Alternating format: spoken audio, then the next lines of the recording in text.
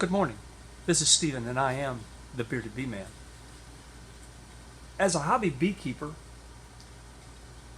my primary objective is to enjoy the bees and to collect honey from time to time.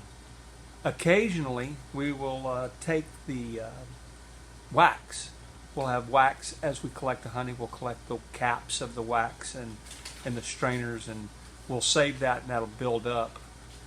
And then from time to time, we will take a hive from a place that it doesn't need to be, and assign it some living quarters, and take the excess comb, and we will render that. Typically, as a hobby beekeeper, I don't take wax from my bees because bees have to then expend energy in the springtime and to create that wax for the honey to be stored in and for them to rear their young. And so I just don't I just uncap the honey and extract it and leave the wax from year to year so that they don't have to rebuild the honeycomb. But today we're going to take some honeycomb that we have collected earlier this year from a hive that we took out of a wall, and we're going to take the excess honeycomb and we're going to render it.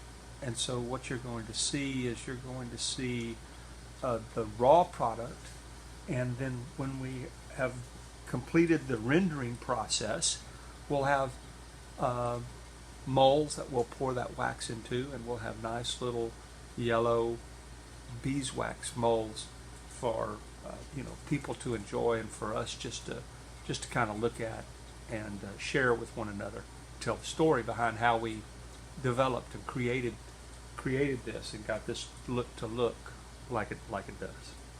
And so this is a primary resource for bees, and so we try to leave as much of that with them as we can, so that they don't have to work nearly as hard to create that next batch of honey that we're going to enjoy the next year. So stay tuned as we break down the process, and you will learn how to render beeswax. Hello, I'm Stephen, and this is the Bearded Bee Man.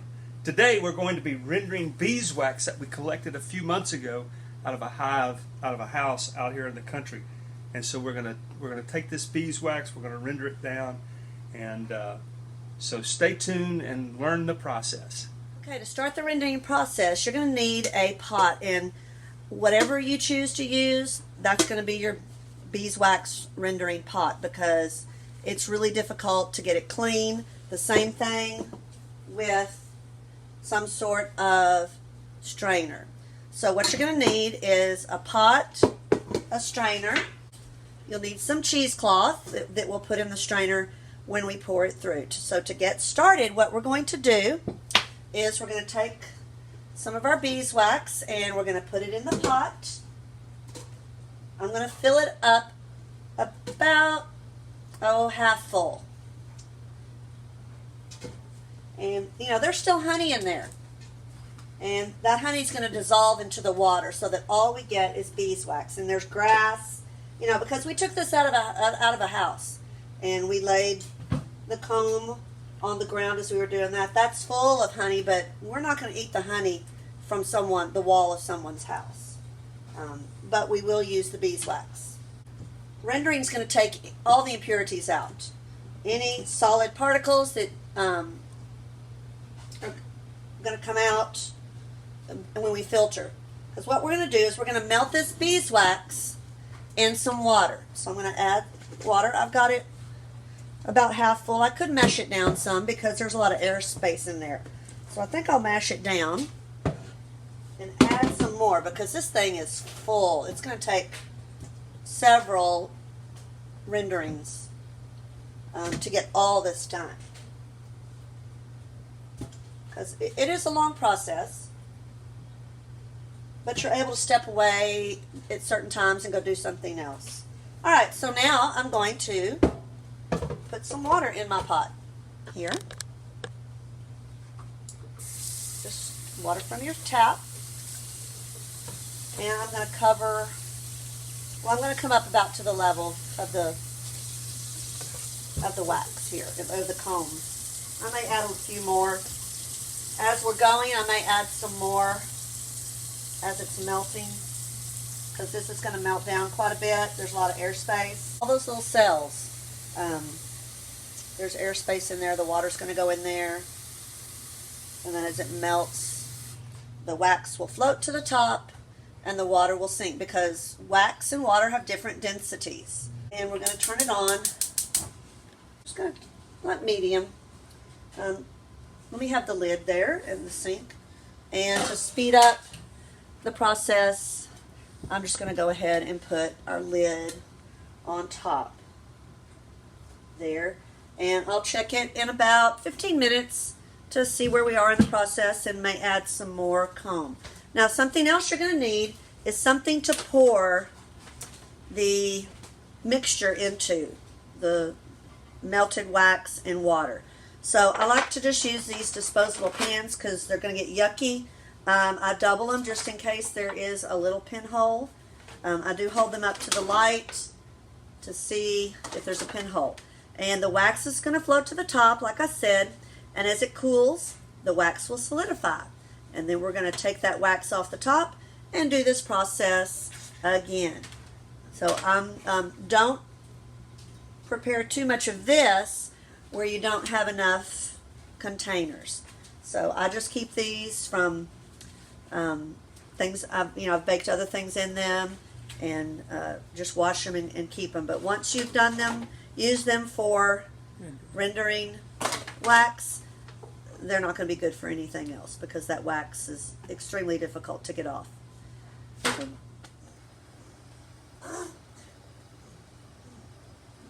It's been just a little bit of time, and you can see that the water level has gone down. And so what we can do now is we can add some more beeswax to this rendering pot and maximize our rendering process.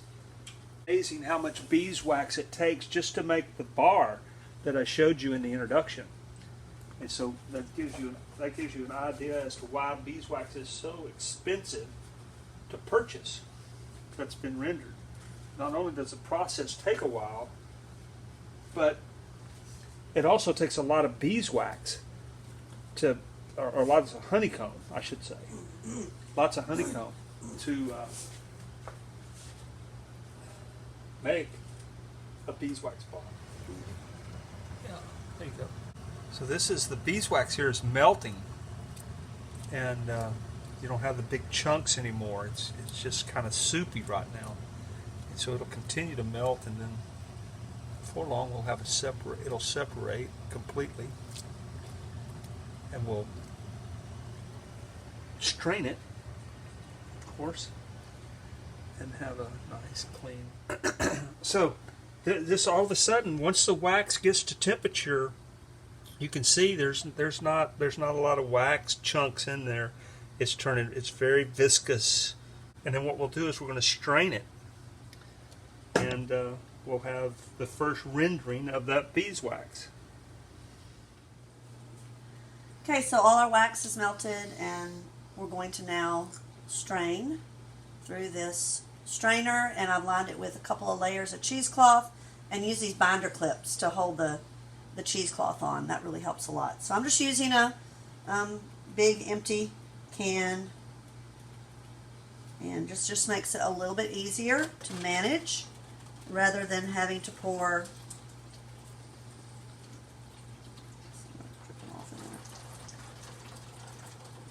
And it's going to filter all, see all that junk coming out?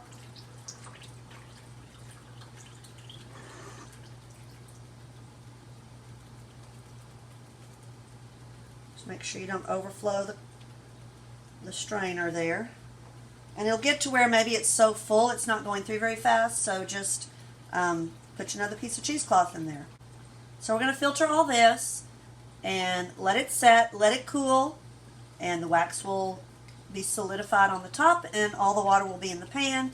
We'll dump the water out put the wax back in the pot, add more water, and go through the process again. So what we've done here now is we've rendered the beeswax for the first time. We turned everything into the crock pot into a liquid. We filtered it through this cheesecloth, and it got a lot of the impurities out. And so what's happening now is as it's cooling off, there's a separation that's taking place between the water and the wax, and the wax will sit up here on the top. And so once it solidifies, cools down and solidifies, we'll take the wax off of the top and we'll pour the water out. It'll be wasted. And so most of the wax is going to be in this pot, or in this pan right here, because it was the first part that came out of the crock pot there in the back. And so this is mostly just water. We'll see how much wax comes off of that. And so then we'll take that wax that we take off the top of this and we'll put it back into the pot. We'll fill it with water again. We'll melt it down. We'll strain it again, and it'll be even purer, clearer, cleaner after that second rendering. It could take. You notice it's really dark right now, and so that's just a sign of impurities in the beeswax. The brighter it looks, the whiter it looks, the cleaner it's going to be. So here we are. You can see we have 3 pans of wax here. The wax is cooled and come together and hardened, and so we're going to take it out of this pan, and we're going to put it in this pan, and we're going to wash it off, and then we're going to go through this rendering phase one more time. And you can see that this is nice and yellow, clean looking. So our first rendering was really nice looking and clean. And so there's how thick the wax was on top of the water. Put it in there like that right there. Then we bring this pan. And this pan, the wax is really thin. Not much wax here at all. It's just a little thicker than a piece of paper. The dark stuff, that will wash off. It's just from the water. So we'll just kind of wash that off so it doesn't end up back in our water.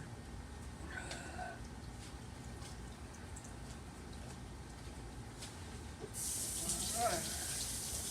So there we have it. A day's worth of, or morning's worth anyway, of rendering. So we're going to wash that, put it back in the pot, add the water. Rinse this off really quick just to get that dark stuff off, and then put it in our doing. We're just rinsing it off just like that. It's nice, and see how clean that is now? And so we're just getting all the dirt so that it doesn't breaking it up. So now we won't need as many pans as we did have. Probably just that one great big one. Takes more water to get out that first rendering. So you see how dirty that is right there? You can see it From the now? water. Just from the water that it's been in. And Not to let a lot of wax go down your sink. I'll flush it with some boiling water just to get any out through the P-trap. this is the second rendering. We've put the wax in the bucket with covered it with water again, and we've melted it all down, and so we're rendering it.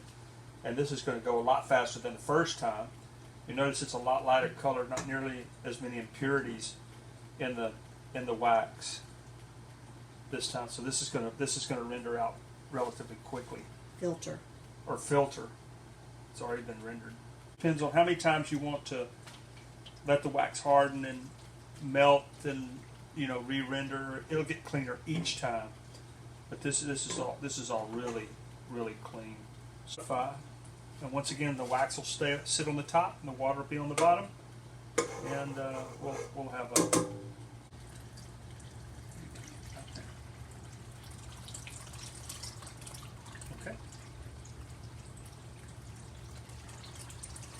There it is.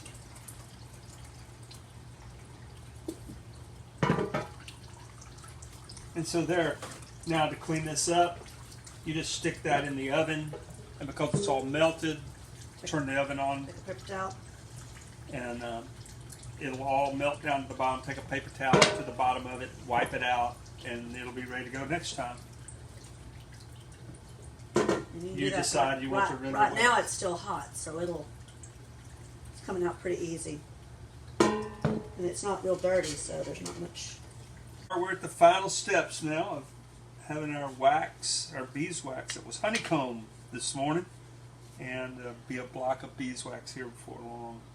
We're going to take this final rendering out, break these little chunks up of wax, and we're going to break them up. We're going to put them in this can, and we'll melt this can, and then melt the can. We'll melt the wax in the can, and then we'll transfer it to a form and let it sit up for the final time. So this will be fun. This is what we've been working toward all afternoon. It's really thick. Let's see what we got here. Yeah, look at that. Yeah. Take a look at this. There it is, right there. Nice, thick piece of wax. Yeah, really cool. And the water below it is Clear. And Clean. so, really nice looking piece of wax we have Here, let's just lay it I'm just gonna right in that pan right there. put it, put it in the pan here and let it. So we got quite a large. Here you go. I'm holding it. Still a little warm, but there's a nice sheet of wax right there. It's all pretty consistent, about a half an inch, between a quarter of an inch and a half inch wide, It's probably a half inch. and it's a There you go. You want to lay it down there? pretty big piece of wax right here. The biggest one I think we've done. Yeah. So anyway, that's pretty cool. So Just break it. we're gonna break the wax up, and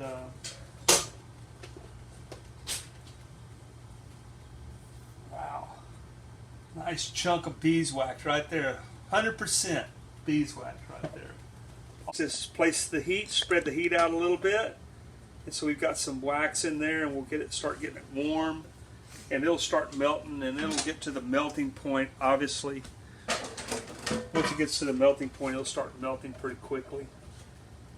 And starting, we've got the beeswax here on the oven, on the stove rather, and we're melting it down. We've got the little bread pans all laced with some honey so that the beeswax doesn't stick to it, and we just wait. Everything takes a little time. Don't want to rush anything, but the wax is melting down, and we'll have it in the molds here in just a little bit. Okay, so here we are after a day of rendering our beeswax. We started with honeycomb this morning, and we've rendered it a couple of times, and now we have melted the wax, and we put it in these little bread loaf molds. And so here we have one of 3 bread loaf molds that we've completed today. And what we'll let this do is we'll let this harden, and it'll solidify overnight, and then we'll be able to take it out, and it'll hold the form of this bread mold right here. I don't believe there's anything else to be said about this. This is just a pretty neat thing for you to be able to do. It's something that your bees have built, and you're going to make good use of it. So remember, do your part. If you have any questions, be sure to reach out to us and ask, and we'll be quick to respond with that. Here we are. A day later, we've let this sit overnight, and we've taken the molds out of the little bread pans, and so you have about 3/4 of a pound of beeswax right here in this. So what we were able to render yesterday was almost 3 pounds of beeswax, about 2 3/4 pounds of beeswax right here. And so you get to see the final product. This is what all of our labor was toward. So remember, if you have any questions, don't hesitate to reach out. Be sure to hit that like button, subscribe. This is Stephen, and I am the Bearded Bee Man.